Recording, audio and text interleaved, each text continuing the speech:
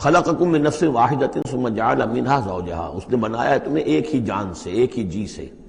اب اس کو جو لوگ ایولیوشن کو مانتے ہیں یا سمجھتے ہیں کہ قرآن مجید کے ساتھ اس کے بعض اجزاء کی مطابقت ہے، وہ تعبیر کرتے ہیں کہ ایک ہی، یعنی ابتدا میں جو حیوانات پیدا کیے گئے ہیں، جو لوور اینیملز ہیں بالکل شروع میں، ان میں سیکس نہیں تھا۔ جیسے کہ امیبا ہے، وہ بس دو حصوں میں تقسیم ہو گیا، یہی اس کی اولاد ہو گئی۔ وہ جو باپ کہہ لیں ماں کہہ لیں وہ ایک ہی ہے۔ اس کے بعد ایسے بھی پیدا ہوئے کہ جن میں ایک ہی جانور میں دونوں سیکس ہیں۔ یہ جو راؤنڈ ورم ہوتا ہے، راؤنڈ ورم جو برسات میں جو نکل آتے ہیں بہت لمبے لمبے سے کیڑے، یہ ہرمافرائٹ ہیں، ان کے اندر میل اور فیمیل آرگنز دونوں ایک کے اندر موجود ہوتے ہیں۔ تو اس طریقے سے رفتہ رفتہ پھر ڈیفرینسیشن ہوئی، میل علیحدہ ہو گیا، فیمیل علیحدہ ہو گئے۔ خلقکم من نفس واحدۃ ثم جعل منها زوجہا، اسی جان سے اس کا جوڑا بنایا۔ وانزل لکم من الانعام ثمانیۃ ازواج، اور تمہارے لیے 8 جوڑے اتار دیے تمہارے مویشیوں میں سے۔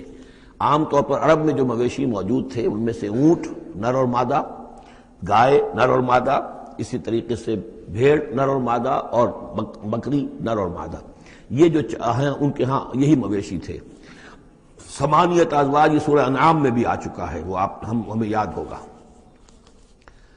من الابل اثنین ومن البقر اثنین ومن المعز اثنین، یہ وہاں آ چکا ہے۔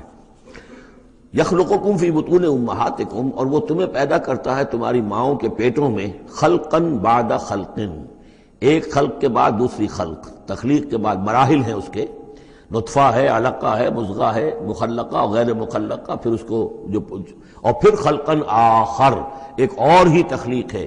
اس پہ میں عرض کر چکا ہوں کہ اس موضوع پر ضربہ سلام جو ہے قرآن مجید کا، وہ سورہ مومنون کا پہلا رکوع ہے۔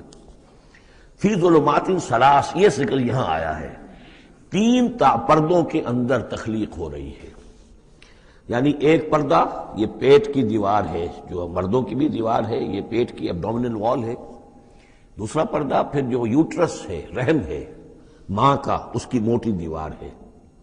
تیسری وہ جھلی ہے جس میں کہ وہ بچہ جو ہے جنین لپٹا ہوا ہوتا ہے۔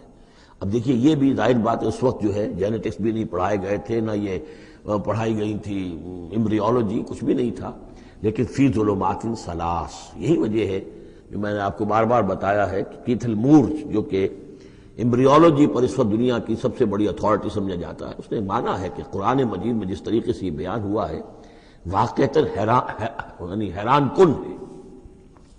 تو 3 پردوں کے اندر اللہ جیسا چاہتا ہے بنا رہا ہے، اس کا منہ قلم تو اللہ ہی کا نا، شکل بنا رہا ہے اس کی جو بھی کر رہا ہے، اب ہم اس کو تشبیہ تو نہیں دے سکتے، لیکن اللہ بنا رہا ہے۔ یخلقکم فی بطون امہاتکم، وہ بناتا ہے، تخلیق کرتا ہے تمہاری ماؤں کے پیٹوں میں، خلقن بعد خلقن، ایک طرح سے دوسری طرح، ایک درجے کے بعد دوسرا درجہ، فی ظلمات ثلاث، 3 اندھیروں میں۔ ذالکم اللہ ربکم، وہ ہے اللہ تمہارا رب، لہ الملک، بادشاہی بھی اسی کی ہے، لا الہ الا ہوا فانا تصرفون، اس کے سوا کوئی معبود نہیں ہے، تو کدھر پھرائے جا رہے ہو۔